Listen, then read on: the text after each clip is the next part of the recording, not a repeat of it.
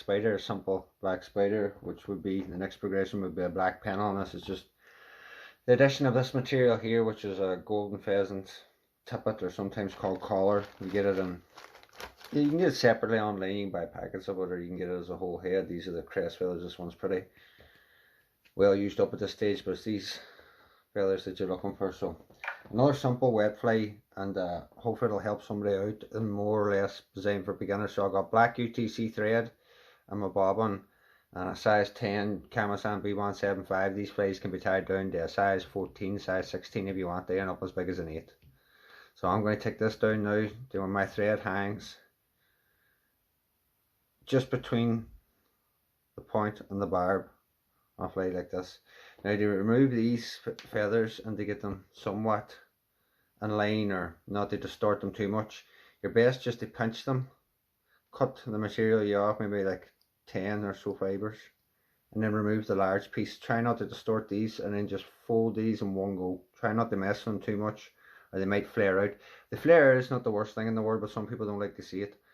Now you want the tail about the length of the body, so I'm going to use the hook, which would be the flat part, the shank of the hook, as a gauge. So I'm going to hold it up, measure it up, transfer that back, and then I'm going to put a loose pinch loop on this first wrap, as not to distort the fibers, and then just tighten up as you go along. If you tighten down too much sometimes on that first wrap, they might flare out. So I'm going to just trim this off now here for handiness and tidy up.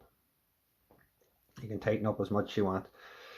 And this is a fishing fly, and for beginners, don't worry about too much about touching turns and everything like that. There, just get your fly tied. Come back up now, and always leave a little space here, but enough for a head, for especially for the beginners. That can get a bit tricky. Now the next thing you're going to need is some silver French oval or flat tinsel. It's entirely up to you, whatever you want to use. Silver wire as well, or silver flat tinsel, silver oval.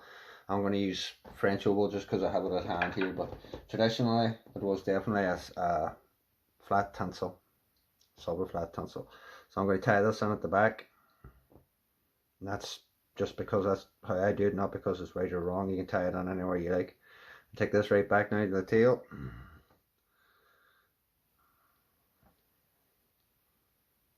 Stop at that point, and now I'm going to come back forward now. As I say, I'm not going to care too much about touching turns here. This is just a fishing fly. Now I've got black floss here that I already split. It's black uni floss, and I split it into two pieces, and I've been tying flies here. So this is one half of a piece of uni floss, just for the size of fly.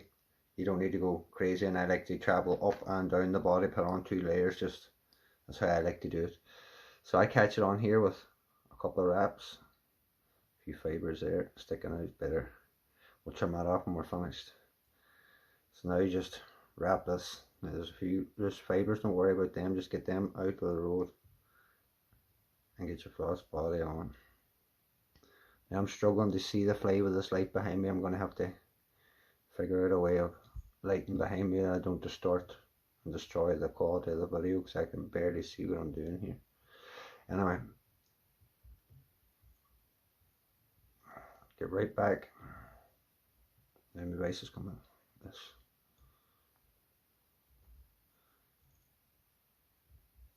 Where the tail starts, and start making your way forward again. If your floss starts acting up, don't worry, just bear with it. A wee lump or a bump here or there is not going to make a wide bit of difference to the fishing. These aren't going in frames, so don't worry about it. Just get your floss on.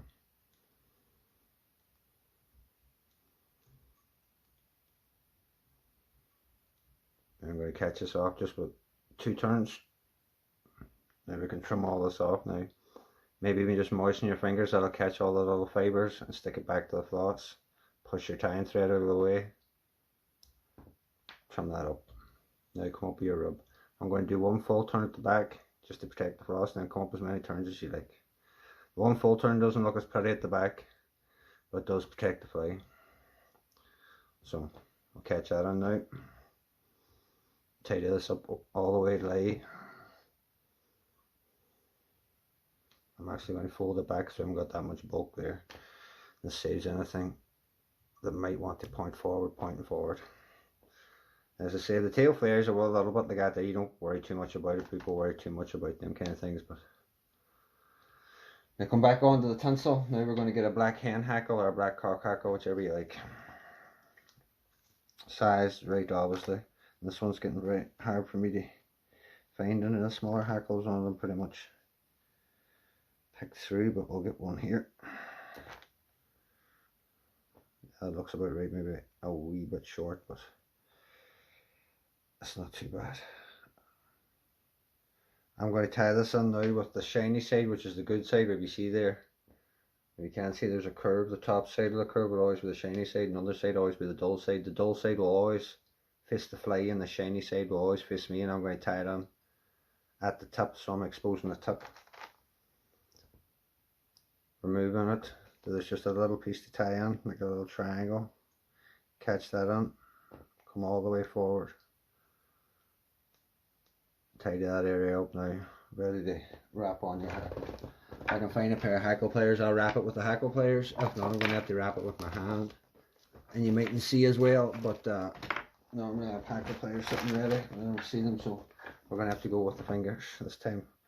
Lift the stem to 12 o'clock, stroke back all the fibres, let them slip through your fingers, and take the stem to 6 o'clock, and then release the fibres. And when the stem's to 6 o'clock, stroke back the fibres, bring it to 12 o'clock, release the fibres. And just sort of get your hackle on that way. You can pre-fold them beforehand, but I've never had luck doing it. There's Brian Houston does a good video on how to do it, and I've watched it a couple of times and I've tried to do it. I just don't have the dexterity in my hand. So I'm trying to see through the light here what they like to look at. That's about enough fibre for me, so I'm going to stop there. Catch it off. 2, 3 reps. Push my thread out of the way so I don't cut it.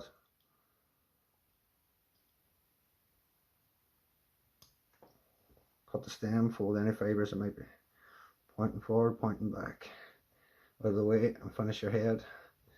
That would be the black penelle. Very simple wet fly, old wet fly, but as I say, it works for a lot of different fish, not just for trout and salmon.